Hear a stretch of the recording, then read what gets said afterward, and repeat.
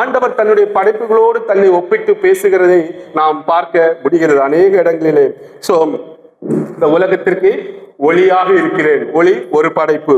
அதே போல அவர் மேய்ப்பன், நான் நல்ல மேய்ப்பன் என்று சொல்லுகிறார். மேய்ப்பன் ஆடு மாடு, அந்த மேய்ப்பரை குறிக்க ஒரு நல்ல படைப்பு. திராட்சை கொடி, நான் உண்மையான திராட்சை செடி கொடி என்று சொல்லுகிறார். ஆண்டவுடைய படைப்பு.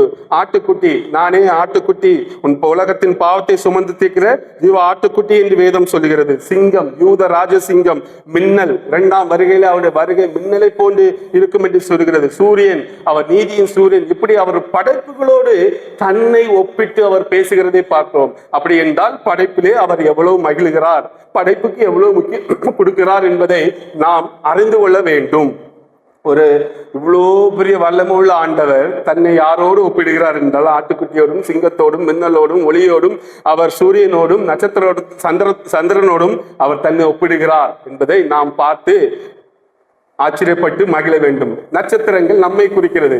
எப்படி ஒரு சந்திரனை சுத்தி உத்தர நட்சத்திரங்கள் இருக்கிறதோ அதே போல நீதியின் சூரியனை சுத்தி நட்சத்திரங்களாக இத்தனை மனிதர்கள் நாம் இருந்து படைப்பிலே நம்மை வெளிப்படுத்துகிறதையும், அந்த படைப்புகளோடு நமக்கும் கிறிஸ்துவுக்கும் உள்ள உறவு கூட வெளிப்படுகிறதை நீங்களும் நானும் பார்க்க முடிகிறது.